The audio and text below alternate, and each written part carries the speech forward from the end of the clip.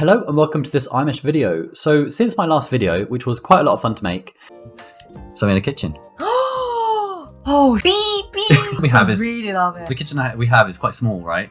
I have had people asking me how do they actually achieve that themselves. So I've actually put together a tutorial now on how to set this all up so that you can go ahead and do your own rooms in 3D as well. So let's jump straight in. Okay, so firstly, let's go to fspy.io and we're just going to click download either the .zip file or the .exe file. And then we can click on importing into Blender, and there's some installation instructions here on how to install the add-on for Blender. Now, once that has been installed into Blender, what we're going to do is then go over to Fspy and open up the program. Now, drag and drop a photo of your room straight into Fspy and you'll get something that looks like this. A photo like this will have two vanishing points, so this kind of system should work fine. And you're going to get basically these two green handles and two red handles. Now grab the ends of one of the handles and hold down Shift so you can zoom in and see exactly where you're putting it, and try to put it right to the edge of a wall. And then follow this wall all the way along into somewhere that's a bit easier to see where the points actually meet and drop it there. Then grab the other one and also do the same thing. Try to find a key part of the wall where it's easy to spot. So once I get a little bit closer, I'm going to hold down Shift and go right to this edge. And to this edge, I put that about here as well. And now do it for the green ones as well. And these ones are the lines which are going basically perpendicular to the red lines. So I'm going to find an easy to spot line which I can follow and zoom into and try to get that as accurate as possible. And then grab the other one and also try to find an edge which is also going perpendicular. There is less choices here, so I'm just going to try to find the best possible option. Then once that's done, go to File, Save As, and save that wherever you like. Then inside of Blender, go to File, Import, Fspy, and choose that newly saved Fspy file, and you'll get something that looks like this. So it's imported a camera and an image. I'm going to add a plane, and then I'm going to scale it up. And as you can see, it's actually conforming exactly to the image. Press Tab to go to Edit Mode, select one of these edges, press GG, and you can slide it along the edge, and hold down Alt to then extend it as well. Grab this edge, just make sure this goes right to the edge. Press GG and Alt again, and the same again, GG and then Alt, and stretch this out. For this one, I'm just going to press E and then Z to extrude it on the Z axis, then E and then X to extrude it on the X axis, then E, then Z on the Z axis, and then E and then X to extrude it on the X axis.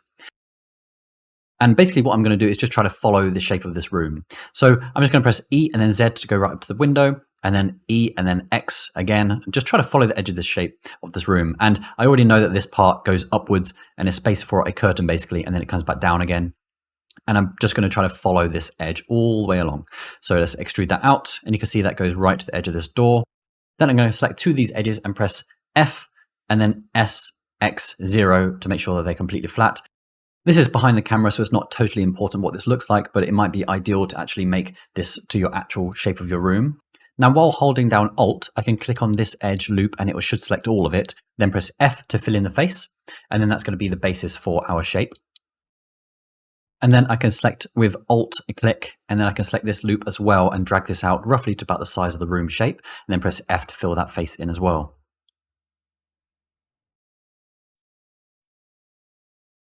Now I'm just going to select these two vertices here and then do right click and click subdivide. That gives me another vertex to work with. So I'm going to press GG and slide that along just to the edge of the door frame, because I know the width of this door frame. This door frame here is actually 98 centimeters. So I'm going to press 2 and select that, and then press Shift D and then press P to separate it. And then once I've got that edge, I can then make sure that that edge is the correct length. So I'm just going to press N, go to Item View, and I can see that it is 3 meters big. So with that edge selected, I'm going to go and press A and then scale that down until the number on dimensions says 0.98 centimeters. Then I know that that object is 98 centimeters and everything else is following to the same scale. So everything else will now be to the correct scale. So delete that edge because we don't need it anymore. Bring this over just so it's roughly on the 0, 0 axis. And now we know everything is to scale and roughly in the center of the scene, which is perfect. And now we want to cut out the doors. So I'm going to press K and I'm just going to click on this edge, press Z, click, press X, and then click, and then Z, then click until it snaps, and then press Enter, and then I've got an edge. Now I'm going to do the same for the other door, press K, then click, press Z, then click, X, then click, and then Z, then click, and then press Enter, and then we have the door frame. That's perfect. So now what I want to do is press 3, and then that will allow me to select the faces, then I can press E, and then extrude that out. And then that's going to be the rough door width. Now I want to cut out these windows. So the easiest way I found for this one was to do Control R and then click And then I can just do a very, very quick edge loop on this door frame. I'm just going to turn off edge length and then click this over and then slide this one over and then slide this one over. And then the easiest way for the top parts, I just press K and just did a line quickly across. I've got some weird artifacts when I did Control R for some reason for this one, but K works fine. And then the same again, click on these and then roughly press E to about the size of the door frame. And then I can press E again to roughly about the size of the room. I'm just going to eyeball this slightly just to make sure that it's about the size that it should be. Something like that will work fine. And this is just to bring some light from this area into the scene. Click these two faces, right click, click bridge faces, click on these, press E, and then Z and bring that up like that. There we go. So now we have a new room, which is perfect. And this is going to be where light is going to come in from that area to illuminate some of our objects. Now, a problem that we have here is that the room is pure white, whereas I want it to look like the image. So in edit mode with everything selected, press U and then project from view. And then I'm going to go to the materials tab, click new, call this one room. And then I'm going to drop in an image of the room, and Fspy has already imported one of those. So let's click on this button and click Fspy, and that's the already created image. And you can see that this looks very, very strange. All the image is completely warped, and this is very unusable. And that's because there's not enough data for Blender to use to be able to understand how to unwrap this correctly. So if I slide this up and then I go to the UV editor, we can see how the edges of the room, which are outside of the camera's view, have completely warped, and that is not ideal. So what we need to do is convert this into quads. So to do that, what I'm going to do is I'm going to click on the modifiers tab. I'm going to click on this button and type in remesh. And then with that selected, what I'm going to do is click on the sharp button and increase this to 6. And that works for me. You might need a value of 7, but 6 keeps the original whole shape of the room for me. And if I turn this on and off, you can see all the room is completely quads, which is absolutely perfect. So on the modifier, click Control A to apply it, go into edit mode, press U, press project from view. And now if we go to material preview, we can see it's absolutely perfect. So that's much, much better. However, behind the camera, that's a different story. It's like we're in Interstellar in the 4th dimension. Now, in general, this could probably be ignored, but if you do have some objects in the scene later on which have some reflectivity and you can actually see the back of the walls, then this might look strange, when in general, these walls should be white. And then the floor would probably be this floor color, whereas right now it looks very, very strange. So what I'm going to want to do is I want to separate this room into 2 parts. I'm going to have the part which is going to be visible to the camera, so all the unwrapped looks perfect and it's going to look like the room. And then the other part, I'm just going to assign it basic materials. So what I need to do is cut out this room into the camera's view. So to do that, I'm going to do Shift S, cursor to selected, and then I can select this camera, and then I can add a plane. Then I'm going to go to Edit, Preferences, and type in Copy Attributes, and you should be able to enable that. If it's not here, you need to get it from the Get extensions and just type in Copy Attributes, and then click in Install. And then with the plane selected, hold down Shift and click on the camera, and then do Control C, and then you can do Copy Rotation. Then I'm going to set the transform orientation to local and press GZ to move this down, and then scale this in a little bit. And what I want to do is scale this plane so that it matches exactly up to the edge of this camera, and somehow I managed to do it very, very accurately. Then do S and Y to scale this down on this axis, just so that it basically encompasses the view of the camera. So that plane is now right in front of the camera and fills the whole space. So now what I want to do with Shift S, cursor selected, to make sure that the cursor is right on the camera view, we can set the pivot point to be the camera. Then in edit mode, press E and then S, and then scale that right out so that it totally encompasses the whole building. Then what I'm going to do is select both of them and do Control J to join them. I'm then going to do Shift D to duplicate it. And then I'm just going to hide one of them. Now go into edit mode for one of them, then select one of the edges and then do Control L to select this whole big plane thing. And then press F3 and type in Boolean. Now there's another menu that appears down the bottom, and I'm going to set this to difference and then fast. Now Boolean can be a little bit janky. Sometimes you might need to play different options, but difference and fast works for me. And then I can swap between the 2 options. So this is the view which the camera can see. And then if I click swap again, we can swap back to the other side. Now exact also doesn't seem to work here for me. So I'm going to set it to fast, and then yeah, we can switch between the 2. So now with that one done, what I'm going to do is go into edit mode and press V with all these edges selected. And now what I can do is then select this whole extra box and then do X and then delete faces. And then we have this whole thing. If pressing V to separate them doesn't seem to work, then just press 3 and just select the faces manually and just delete all of them, which is also just as easy. But for me, pressing V allowed me to do that very easily. So that works fine. So now we have a cutout, which is only visible to the camera, which is great. So now let's do the same thing to the other one. So go to edit mode, click on this face and do Control L to select this, and then again press F3 and click on Boolean. And this time I'm going to click swap to get the other side. And there we go. So now we have the two sides of the object, which is great. So for the side which is not visible to the camera, I don't want it to have that same material because it's not unwrapping very nicely. So just remove that, make a new one and call that one wall, because all my walls and ceilings are all going to be white. However, I do want the floor to be a slightly different color. So I'm going to click on one of the faces and do Shift G and click normal to select the faces which are facing the same direction, and then deselect all the other faces except for the floor. Then I'm going to click a new material, click assign and make that a new material. And then simply, I'm just going to call this floor and then pick the color directly from the floor here. So under the base color, I'm just going to click on the color, click on the eyedropper and click on a part which is the main color of the floor. And now we have the whole room. But what I need to do now is actually cut out the windows. So that's going to be very easy. So what I'm going to do is just go into the face select mode, press C, and I can get this little brush to draw over the faces. But I'm just going to press GG on this just to slide this loop slightly down to get actually to the window frame. And then again, press C and just select all of these faces roughly.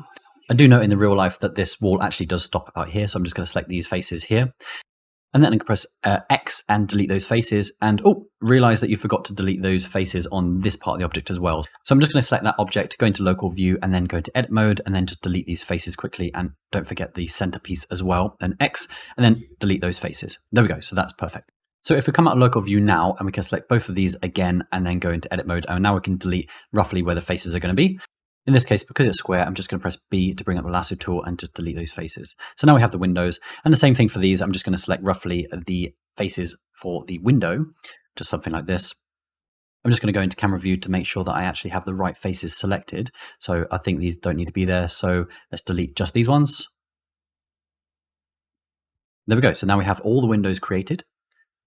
Okay, so now if I go to render view, we can see that the room is very, very dark, but we want this room to only be casting a shadow onto an image, which we'll place in the background later. So this is just going to be basically a shadow catcher, and that's very easy to do inside of Blender. What I'm basically going to do is just go into the object properties tab, scroll down and click on shadow catcher. So now it won't do anything other than cast shadows. So if I added a cube, for example, and then if I scale that up a little bit, and then go into render preview, we can see that there are some shadows behind the box, but the background is completely wrong. The background is a HDRI which I'm using, but that needs to be the actual room image. So I'm just going to delete the current world that I have and make a new one, then go to the shader editor and then click on world, and then I can just add an image. So search for image, then I can add a texture coordinate node, and then what I'm going to do is plug in the window output into a mapping node, and then from there I'm just going to plug that into the image texture, and then from the image texture I'm going to set that to the Fspy image as well, and then plug that into the background. And now if I preview, we can now see that the background is actually the room. However, you can see that it's actually very, very dark, and that's because there's a lot of shadow in this room because the room is very, very dark. The background itself isn't really contributing much light to the scene itself. So what we can do is increase the brightness by adding some actual lights to the window frames. So in edit mode, do Alt, click, then click cursor to selected, then do Shift A, and then click on a area lamp and scale that up and then rotate it so that it's actually pointing inwards into the room. Set it back to global if that helps, and scale that in so it just basically fills the whole frame. And then what I can do is then do Alt D to duplicate that, and it will copy all the settings to the second one. So if I adjust one of the values in one of them, it will then also adjust the value in the other one as well. So for example, if I set this one to be 100, then the other one will also be 100, which is very helpful. And then I also want one in this window frame as well. So again, Alt and click on this loop to grab it and do Shift S cursor selected, and then add another area lamp. Also make that one point into the scene. Rotate it 90 degrees, rotate it 90 degrees, rotate it 90 degrees. Eventually you'll type the right number, and then scale that up just so it fills that window frame. So now if I go into the render preview mode, we can see that it's much brighter and it's much more realistic. So what I try to do now is that I know that this wall is white and this cube is also white. So I'm going to try to decrease the brightness of the area lights until both white values are quite similar. This is just roughly doing it by eye. So if this was too bright, then the cube would be pure white, but the background would still be this color. So I'm going to reduce the area light ever so slightly. We can see this is now too dark. I'm going to increase it a little bit, And there we go, that's roughly the same value. The light color values are different though, because outside of my window in the real world has all sorts of lights and colors going on. So in this case, it looks slightly blue, but these area lights are pure white. So I'm just going to try to match roughly the brightness value of this room. And now this looks very natural. So there might be certain elements you add to the scene and it just doesn't look quite right. I might just adjust these values slightly, just try to make it look more natural. This is kind of estimating what the lighting is like in real life, but it's never going to be 100% accurate unless you actually make a H2I photo from the outside. But we can actually just drop in any piece of furniture now. And as we are iMesh, I do have the library for over our 2000 assets of furniture items. So I'm just going to drop one of these items into the scene here. Okay, and there we have it. So this is basically the hardest part of the project done. So now I can just add any item that I like to the scene and it's just always going to match the lighting. I can place these objects anywhere I like and it's just always going to have shadows and it's just going to look great. It's quite amazing how well this sometimes works. I did also forget to turn this light on, so I'm going to increase the brightness here and adjust maybe some other values just to see what looks more natural. But in general, it's just a case of playing with a couple of lights and then adding the items that you want. So now, under the camera view, I can turn on Passepartout to make sure that I am focused on the main part of the image by sliding that up. And then in the render settings tab, I can then enable denoising for much faster previewing. I like to make sure it's set to quite a high quality for the best performance, as long as your GPU is quite fast. I know you can get very rapid previews of how the project's going to look. But there is a potential problem that you can see, that if I bring this over there, it then goes in front of this chair, which isn't very realistic because that isn't how it's going to look in real life. So what I'm going to do is add a plane in front of it and then cut that sofa out so that we can then apply that in front of all the objects.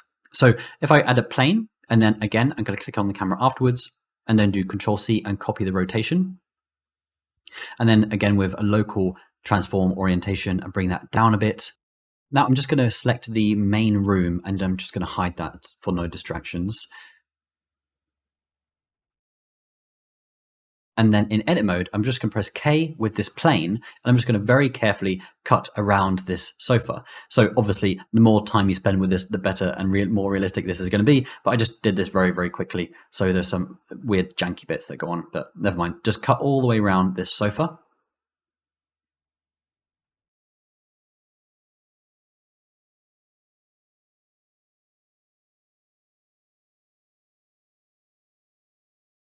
And then just cut it right to the edge of the camera frame and then finish that off and click. Sometimes you can get some very strange errors, something like this, which isn't very ideal. So in this case, I just went into edit mode and just deleted these strange faces. And there's also a bunch of strange vertices in here, which I just dissolved those to remove them. And then I just selected the two edge vertices. And then I did J to join them. And then I deleted this face. And then with this edge selected, I could then do a subdivision on it to make a new vertex. And then I could just drag that into space, but obviously spend a bit more time doing this if you wanted to. Now this did make this extra strange geometry here, but I realized that is actually necessary. So just leave that one in. And then the same thing, press A, U, unwrap project from view.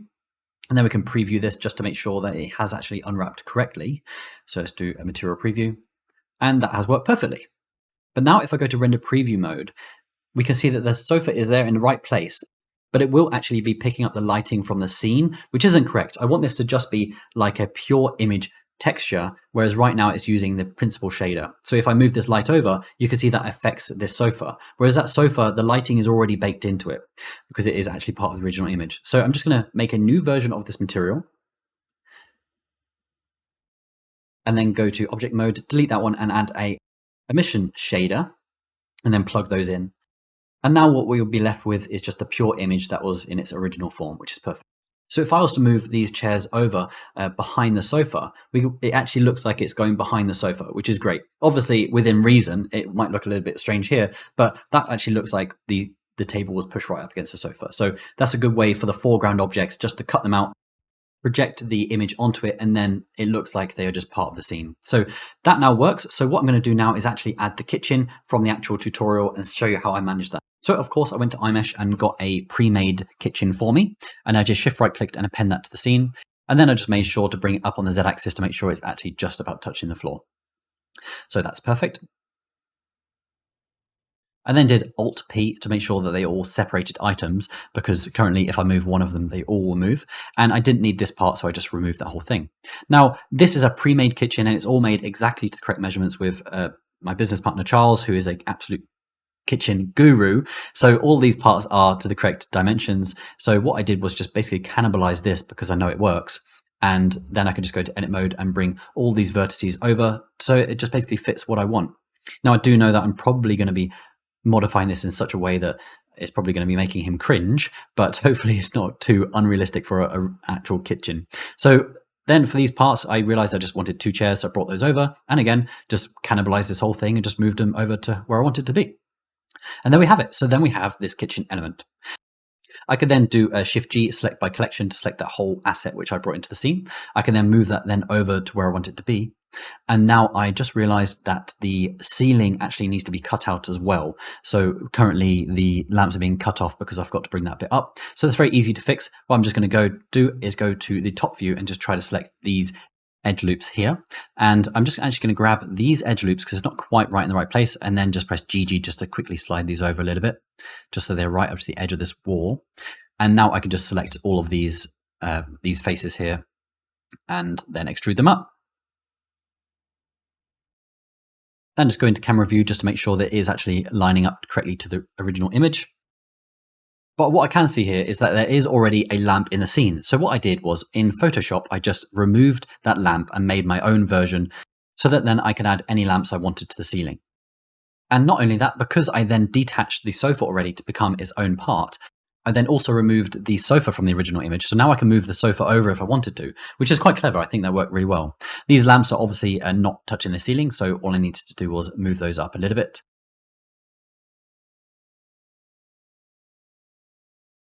Now for this next part, the floor is actually quite glossy, but you'll see that there is no gloss or reflections on the floor. It's simply going to be giving it shadow.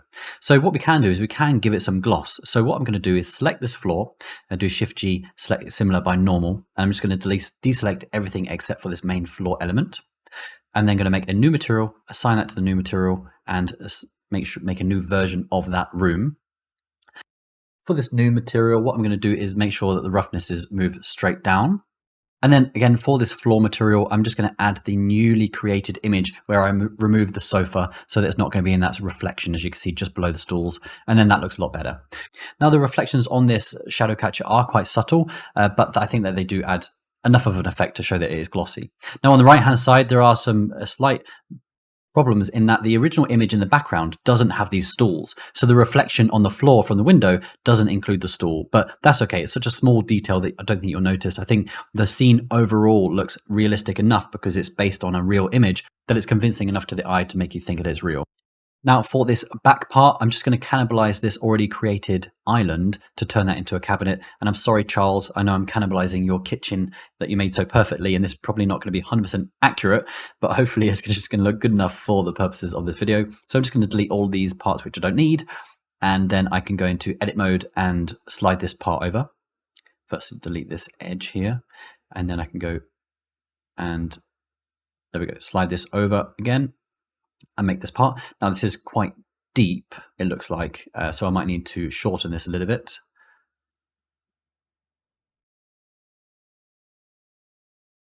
Yeah, let's just roughly do this by eye and bring this over like this. And then I'm also just going to very quickly extend it so that it fills this whole space. Again, if you have a real kitchen in real life, it's best just to make sure you are doing this to correct real life measurements that is possible. But just for the purposes of the video, I'm just going to quickly do this by eye.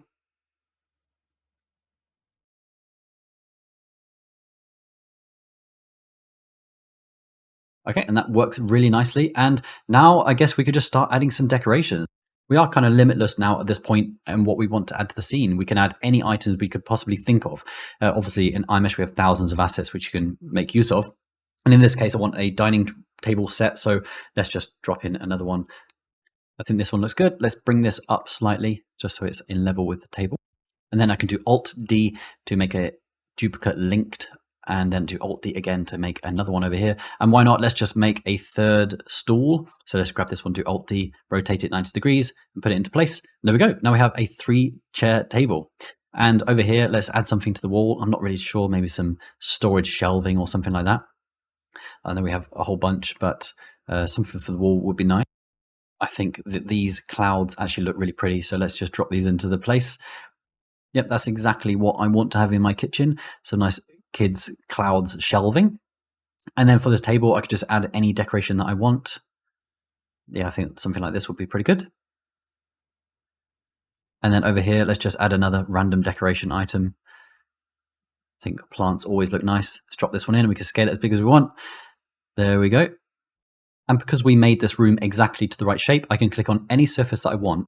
I can then choose any item that I want, and I can just add that to the scene onto this surface. So if I click append, I can then make sure it's in the right place on this surface. And then when I hit render, again, it's just going to have all the perfect shadows and everything. So it knows that behind those leaves is the light from the area light. So those leaves look illuminated, which is perfect. Everything just really fits. It looks like it's actually on that surface, which it blows my mind every time I do this Fspy thing and making things go into an actual room, that it really feels so realistic because it's based on a real life image. And if you can really understand the very beginning of this whole step, once you have created the room and once that works, you can literally add any item you want and you can test various different pieces of furniture. Anything you can ever imagine, you can add to the scene.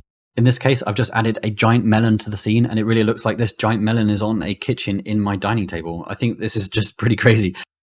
Okay, so there we go. So that was basically how I created this scene. So I just created the base room, and then once that was done, the easy part was then just adding all the furniture items and choosing any item that I wanted. I could then make sure all the furniture fits because I could check all the dimensions. Everything just worked beautifully, and I'm really amazed how realistic it actually comes out in the end.